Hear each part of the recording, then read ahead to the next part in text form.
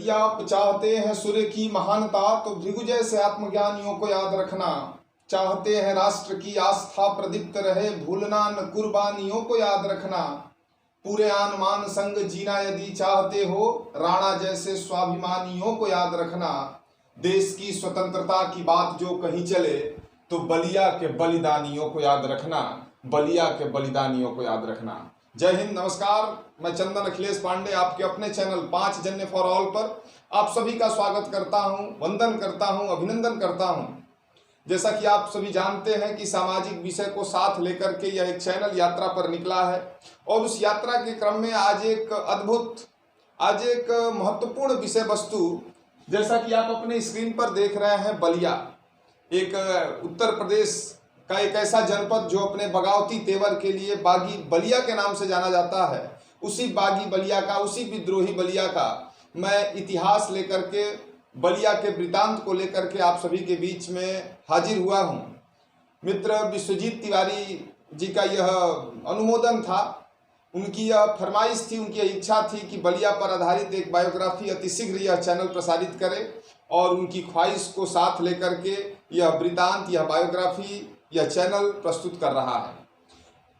प्राचीन काल पर यदि हम गौर करें तो बलिया एक बहुत ही प्राचीन शहर है, संतों और महंतों की धरती रही है। और प्राचीन इतिहास पर यदि ध्यान दिया जाए तो ब्रह्मा के पुत्र, प्रजापति ब्रह्मा के पुत्र महर्षि भृगु की यह तपोभूमि रही है, राजा बलि की यह कर्मभूमि रही है। और ऐसी मान्यता मानी जाती है कि पराशर मुनि से लेकर के वाल्मीकि रामायण के रचयिता महर्षि वाल्मीकि की कर्मभूमि भी, तपोभूमि भी यह धरा रही है, यह जिला रहा है।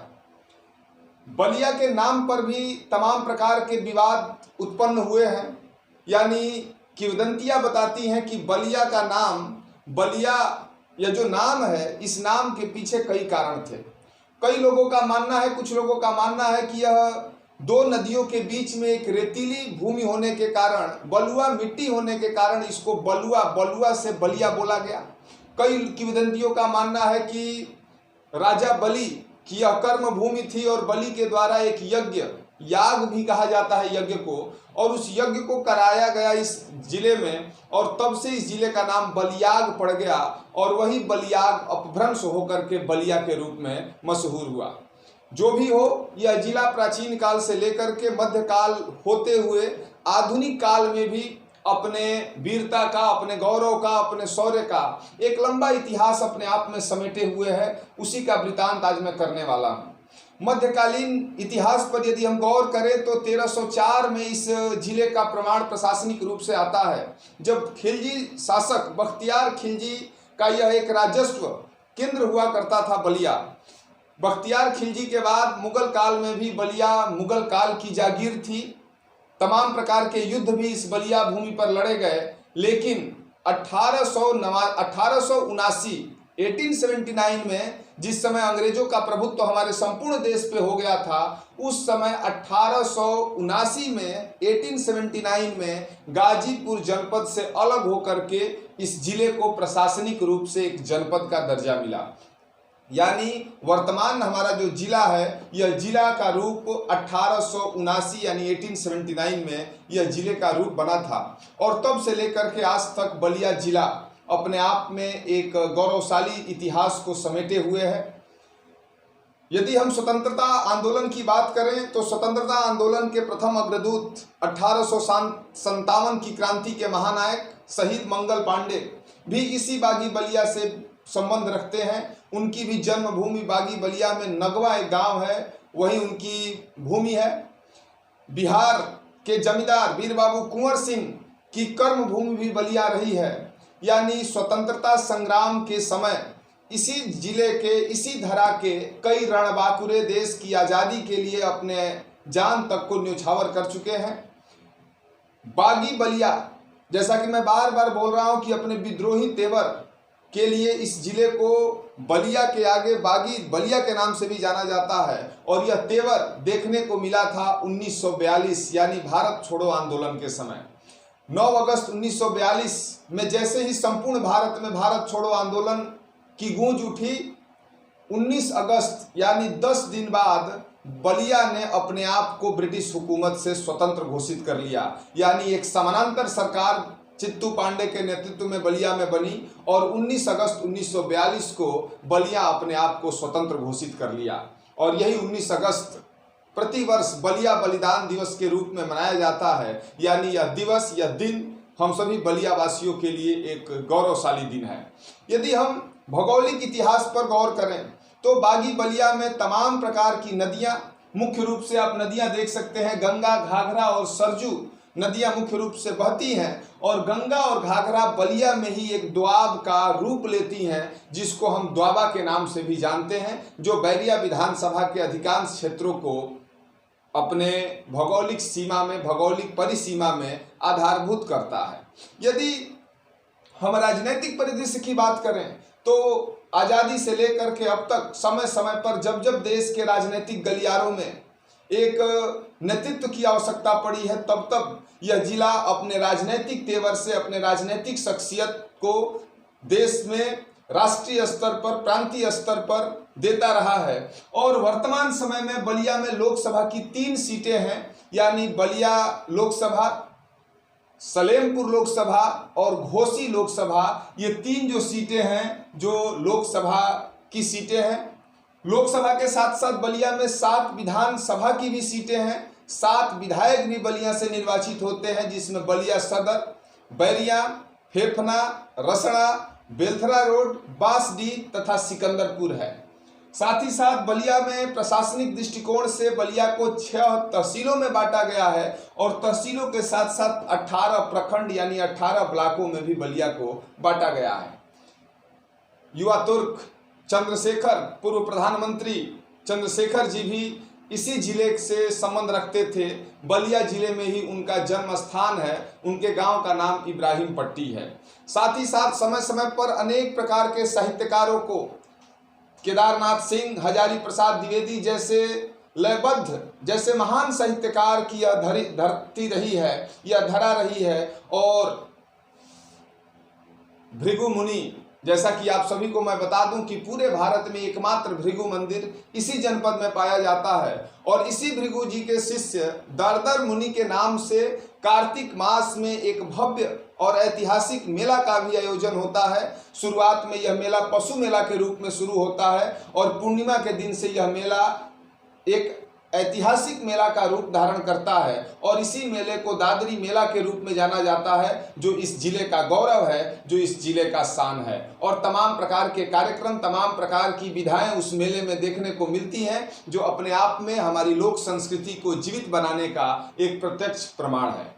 यदि हम धार्मिक एवं भौगोलिक धरोहरों की बात करें तो शुरुआत हम करते हैं भृगु मंदिर से, यानी स्टेशन से महज 1 से 1.5 किलोमीटर दूर राष्ट्रीय राजमार्ग 31 पर स्थित यह मंदिर अपने खुद के इतिहास को समेटे हुए है। यानी यही ये भृगु मंदिर है, जिस कारण यह भृगु क्षेत्र के रूप में जाना जाता है। और ऐसा मानना है, आप डॉक्टर भीमराव अंबेडकर की स्वलिखित किताब बुद्धा एंड हिज धम्मा में आप इस जिले का, इस भृगु मंदिर का एक उल्लेख है कि जब कपिलवस्तु के राजकुमार सिद्धार्थ यानी गौतम बुद्ध अपने दुख भरी जीवन को के साथ सत्य की ज्ञान की तलाश में जब निकले थे तो भृगु क्षेत्र में भी उन्होंने अपना कुछ समय बिताया था। भृगु मंदिर के बाद बालेश्वर मंदिर भी अपने आप में, बाबा बालेश्वरनाथ देव के देव महादेव, उनकी यह एक पौराणिक मंदिर बाबा बालेश्वरनाथ मंदिर भी इसी जिले में है। श्री चैन राम मंदिर, हालांकि बलिया के सहतवार जो कि बांसडी विधानसभा में पड़ता है, वहाँ एक चैन राम बाबा की समाधि है और उसी समाधि के बाद उस समाधि को मंदिर का रूप ले लिया गया है। हजारों श्रद्धालु वहाँ पहुँचते हैं, मांगलिक कार्यक्रमों का गवाह वो मंदिर बनता है और अपने आप में बलिया के लिए वह भी एक धरोहर है, वह भी एक धार्मिक और आस्था का केंद्र है। चैन राम बाबा के बाद मंगला भवानी गढ़ांचल क्षेत्र में स्थित माँ गंगा के तट पर स्थित एक मंदिर जो कि माँ मंगला भवानी के नाम से जाना जाता है और यह मंदिर भी बलिया की धार्मिक दृष्टिकोण से अति महत्वपूर्ण है। मंगला भवानी के साथ द्वाबा विधानसभा यानी बैरिया विधानसभा में स्थित खपड़िया बाबा आश्रम, जो कि खपड़िया बाबा का समाधि स्थल है और उस समाधि स्थल को भव्य रूप प्रदान किया गया है, जो कि एक धार्मिक रूप से और साथ ही साथ एक पर्यटन के क्षेत्र से, पर्यटन के दृष्टिकोण से यह एक बलिया का धरोहर है। रामायण काल की बात करें तो कई घटनाएं ऐसी घटित हुई हैं, या बलिया में कई ऐसे स्थान रहे हैं जहां पर रामायण काल की भी घटनाएं जीवंत मानी जाती हैं। और उसी में से एक आता है कामेश्वर धाम कारो, यानी चीतपड़ा गांव के समीप एक गांव कारो, जहां पर कामेश्वर धाम का मंदिर है। और ऐसी मान्यता है कि प्रेम के देवता कामदेव को भस्म भी इसी जगह पे भगवान शिवशंकर के द्वारा किया गया था। कामेश्वर नाथ के बाद श्रीनाथ बाबा मठ, जो कि रसना विधानसभा में आता है, और श्रीनाथ बाबा मठ और रोशन शाह की मजार, जो कि गंगा जमुनी तहजीब को आत्मसात किए हुए एक प्रत्यक्ष प्रमाण है, और साथ ही साथ एक सांस्कृतिक, धार्मिक और पर्यटन के दृष्टिकोण से हमारे जिले के लिए धरोहर है। श्रीनाथ बाबा मठ के बाद माँ ब्राह्मणी देवी वीर लोरिक के द्वारा स्थापित किया गया यह एक मंदिर, जो कि शारदीय नवरात्र या चैत्र नवरात्र में श्रद्धालुओं के लिए एक आस्था का केंद्र होता है। और यह मंदिर ब्राह्मणी देवी हनुमानगंज ब्लॉक में पड़ता है।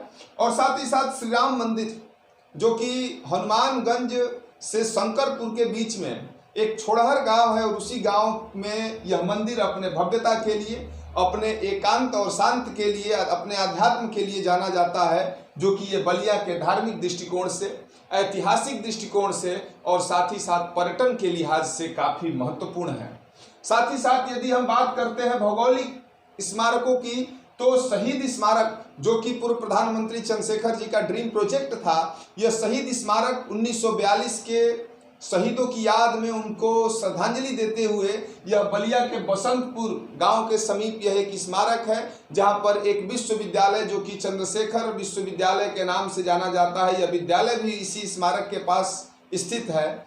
साथ ही साथ सुरहा ताल, जो कि बलिया की एक प्रकार से एक झील है, बलिया के भौगोलिक इतिहास का एक धरोहर है। और मैं आपको बता दूं कि यह वही सुरहा ताल है जहां जाड़े के मौसम में तमाम प्रकार के पक्षी प्रवासी के रूप में हमारे जनपद में आते हैं। साइबेरियन पक्षियों की भी संख्या रहती है, और यह क्षेत्र भी पर्यटन के लिहाज से अत्यंत ही महत्वपूर्ण है।